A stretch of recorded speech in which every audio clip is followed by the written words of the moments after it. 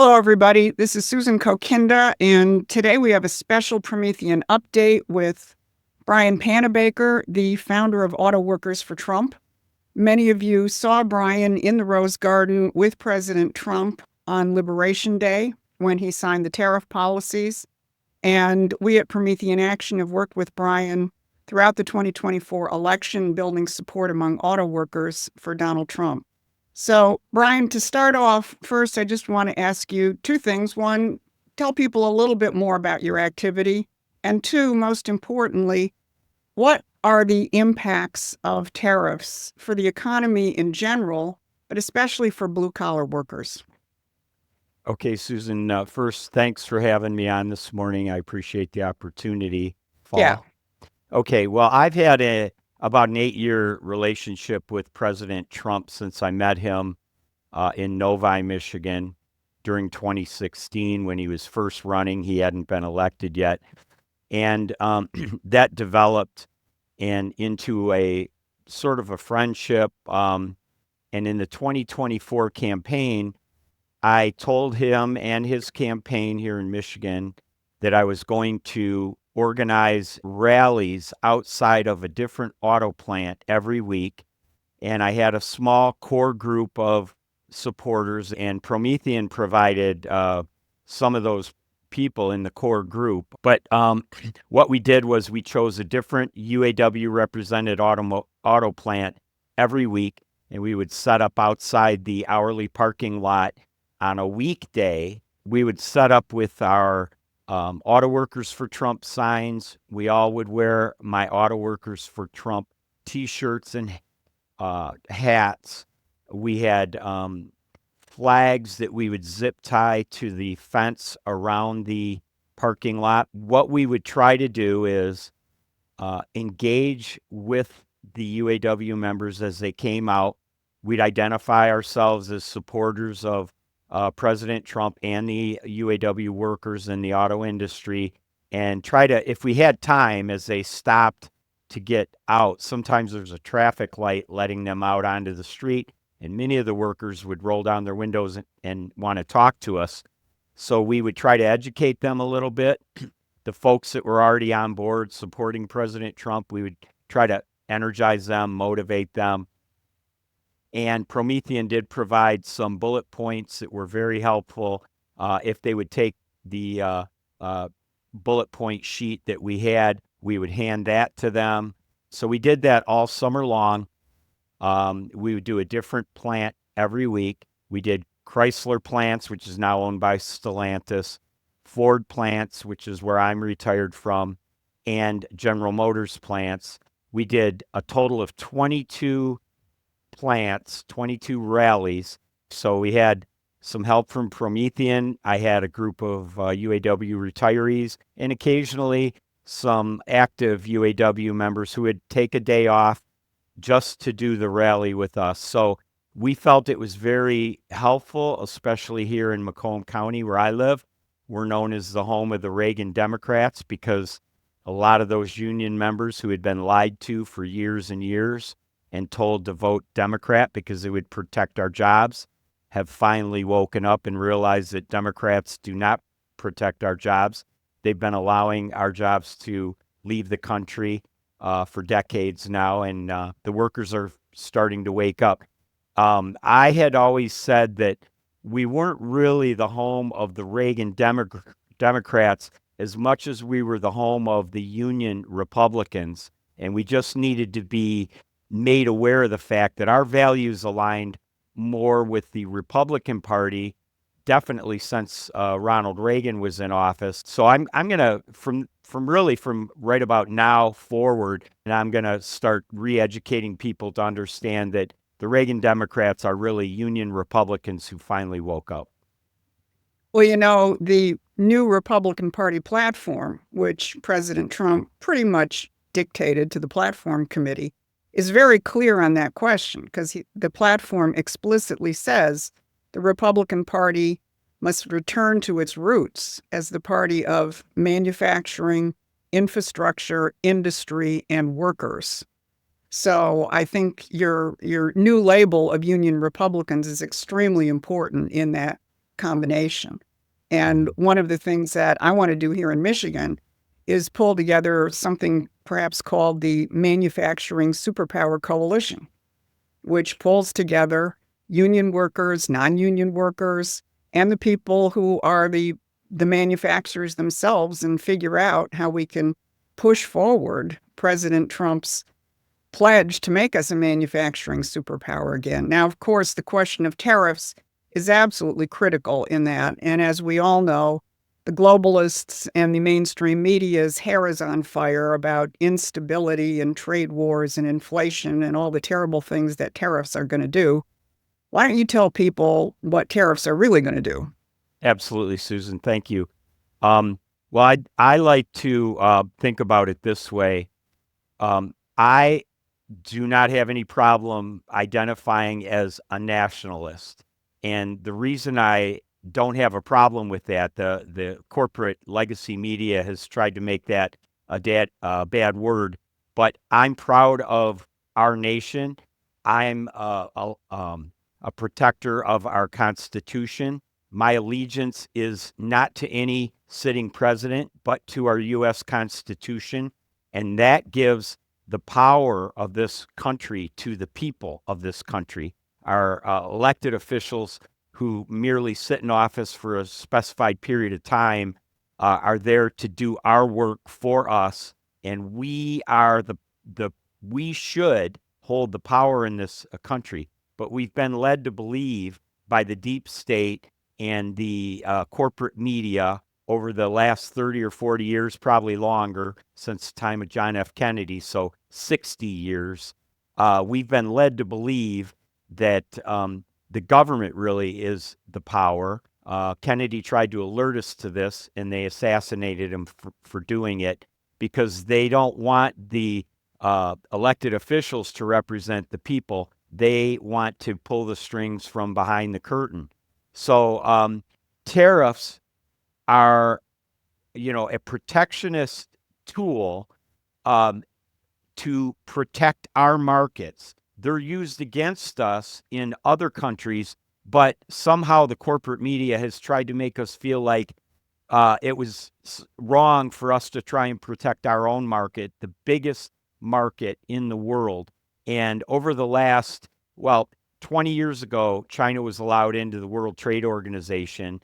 And ever since then, they've been lying and cheating and using that ability to steal our manufacturing. We've lost 90,000 manufacturing plants over the last 30 years. Many of those have relocated into Mexico. A lot of plants that are selling products in China and other countries have relocated to China.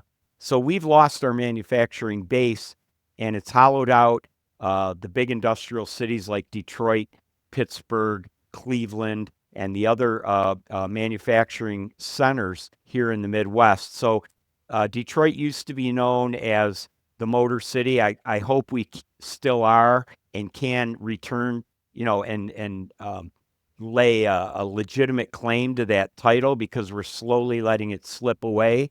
Back in the 40s, we were the arsenal of democracy. And if we lose our ability to manufacture, we're not going to ever be able to be the arsenal of democracy in the future if we have a conflict with China, Russia, or one of our other adversaries, North Korea or whoever. So we have to regain that. And tariffs, I think, are going to be an important tool, maybe the most important tool, to get this table leveled so that we're trading again on a level playing field. And we used it around the turn of the century, back around 1900, to become a manufacturing powerhouse and a wealthy nation. And Donald Trump understands that, and he's trying to return us to that. So I have no problem with calling myself a nationalist and using protectionism in a good way through tariffs. President Trump is doing that. He's got a plan. And I think everything that he envisioned happening in his second term while he was out of office, I honestly am starting to believe that the election was stolen from him in 2020 for a reason, so that he could step away from the impeachments and all of the obstacles that the deep state was putting up in his path during his first term, to come up with a plan to get around those obstacles in a second term. And when we look at the administration, the cabinet that he's put together, he has a team not of DC insiders, but of people that will be loyal to his agenda.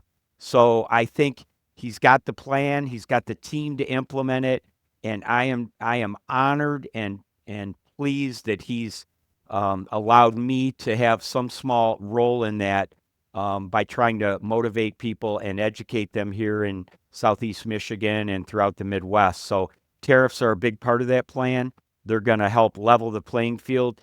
I think, Susan, that over the next 90 days, the pause that President Trump put on his tariffs after he let people know he was going to keep his campaign promises, he will come to good trade agreements with the vast majority of our trading partners. The tariffs are going to be a valuable tool in accomplishing that.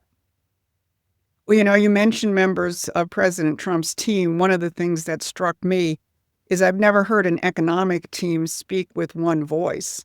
And I keep joking, I never in my life thought I would be telling people to listen to the Treasury Secretary speaking on behalf of blue-collar workers. In a recent interview, he denounced the Democratic strategy of compensate the losers. In other words, you leave your blue-collar workers, your lower-income population behind, and then you compensate them. And what Bessent said is, I don't think they're losers.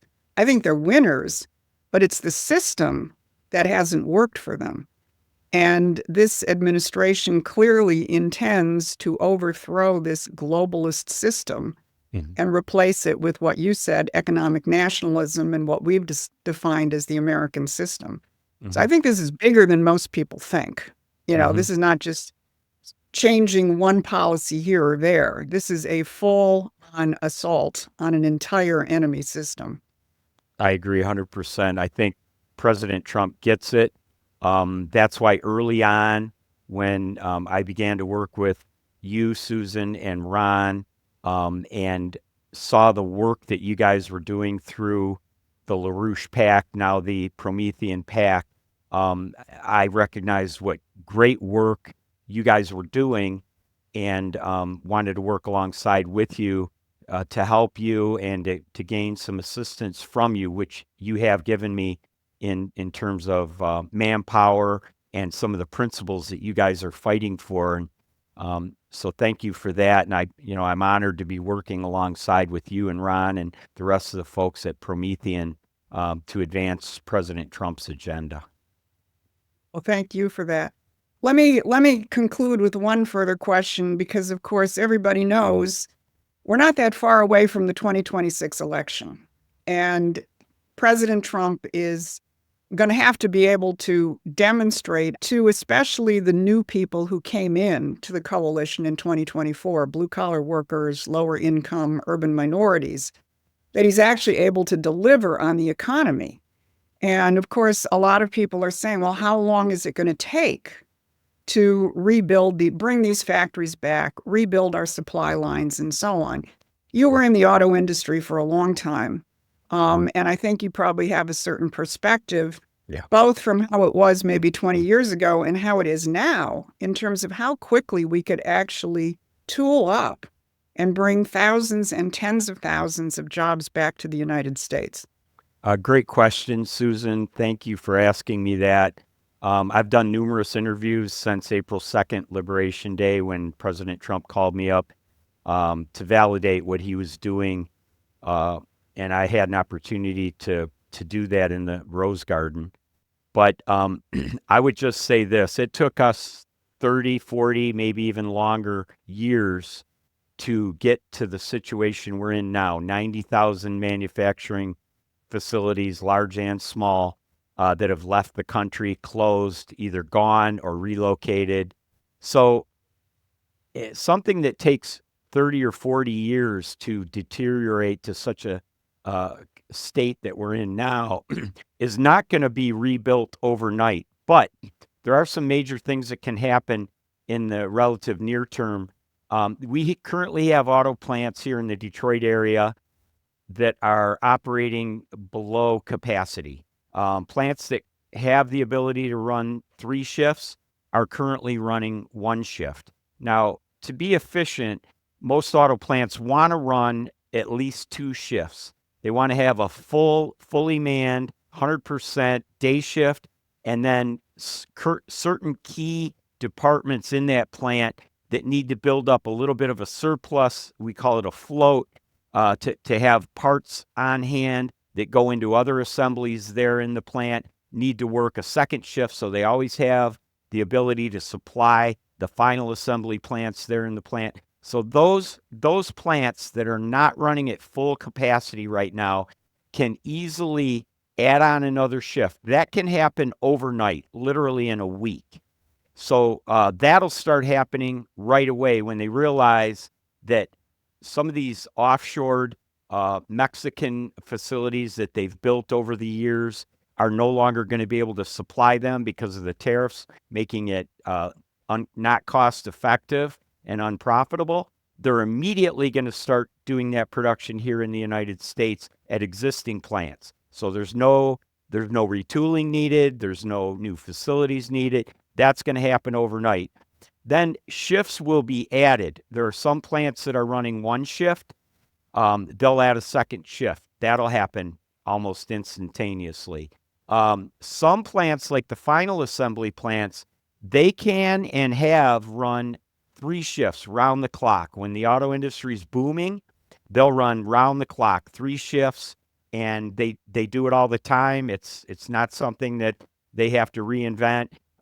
So that possibility is there. Again, with no new tooling and no new facilities built. So those things will be happening very, very quickly.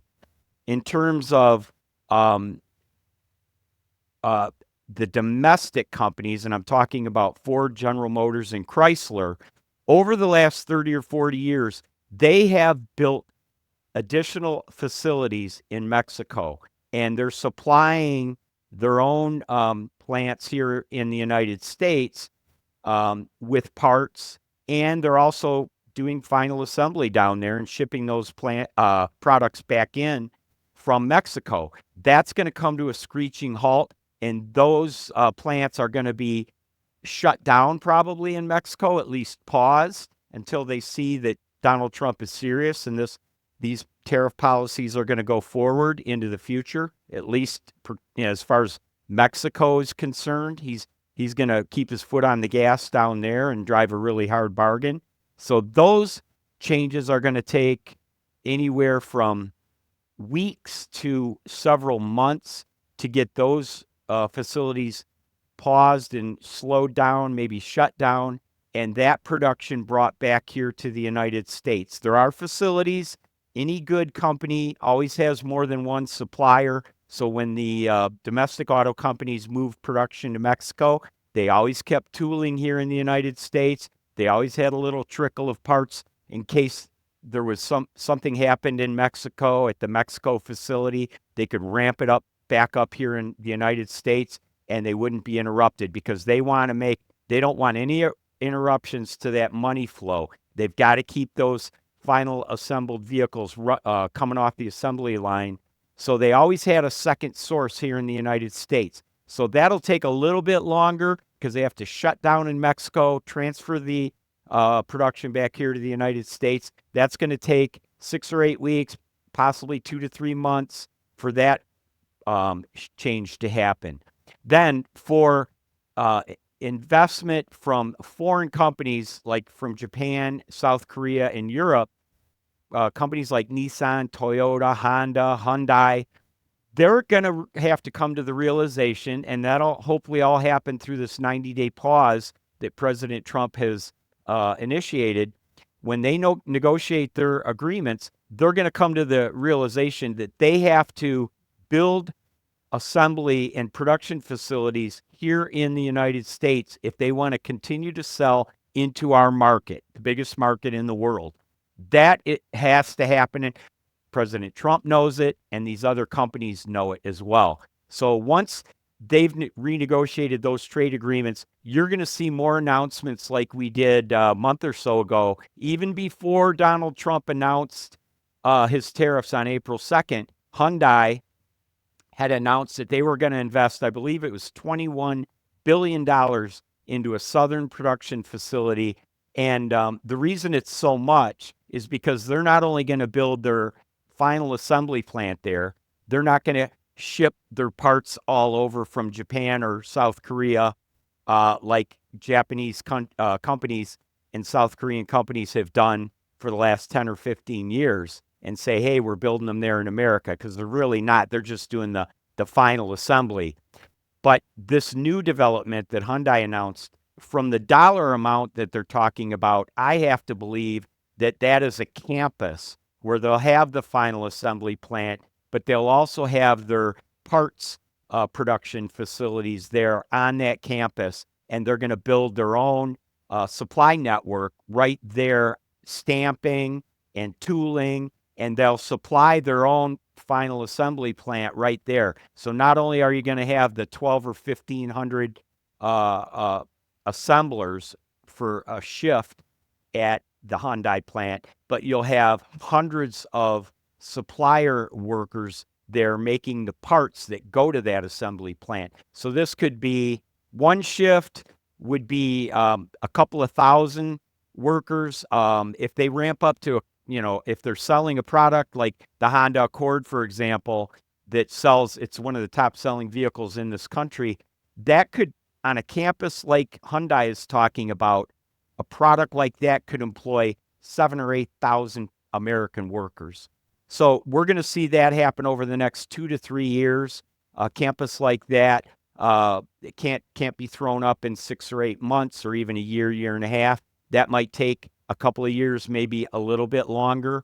But hopefully by the end of President Trump's term, 3.5 years from now, we'll see facilities like that coming to fruition and completion, and we will have tens of thousands of new middle-class wage-paying jobs up and running in the United States of America. So that's the long-range goal of President Trump, and that's what I said in the Rose Garden that day. 6 months to a year, we're going to start seeing the results of the tariffs.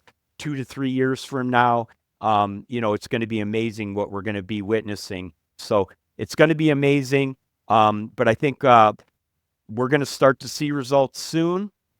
At first, it'll be, like I had mentioned, additional shifts, people ramping up, and production numbers going up. Then you're going to see idled plants get product back that had relocated to Mexico. We have a couple here in Macomb County. The Romeo engine plant's a great example. Ford Motor Company will probably bring a product back in there. That'll happen sometime within the next year or so. And then by the end of President Trump's term, you're going to see numerous announcements of new automotive plants and their suppliers breaking ground here in the United States. And it's going to be a beautiful thing to watch. Well, in the UAW statement endorsing President Trump's tariffs, they made the same point.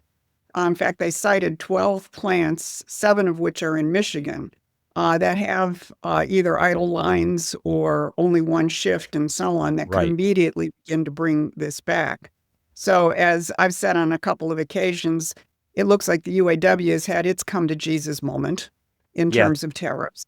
Yeah. And that you're- really does reflect this new alliance, at least on economic policy that Right. you and I have been talking about.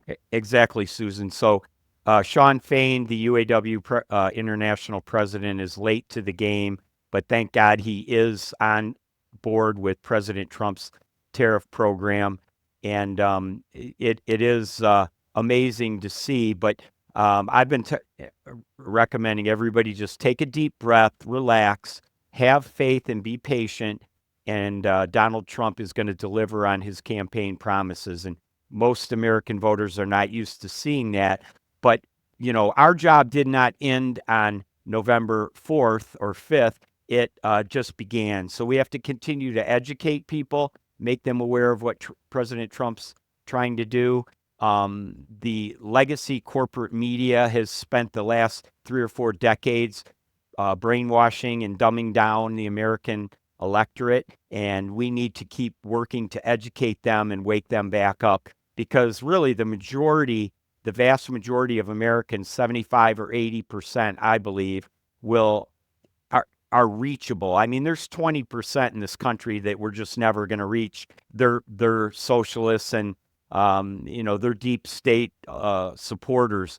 But the vast majority of the American people want the same things that you and I want, which is the ability to live the American dream, live in a safe community, have a job where we can enjoy a middle-class lifestyle without a four-year or advanced degree. We just want to work. We want to have the dignity of getting up and going to work every day and providing for our families. So I think we can reach 70 or 80% of the American voters if we continue to educate them like you folks at Promethean are doing. And I think it's a worthy cause. So I'm very proud to be a part of it. Well, thank you for joining us. And I know you and I will probably be out there jointly educating people over the coming months. Hope to see you again soon. Thanks, Susan. Thanks for having me on. All right. Thanks for watching. Please take a moment and subscribe to our free newsletter at prometheanaction.com.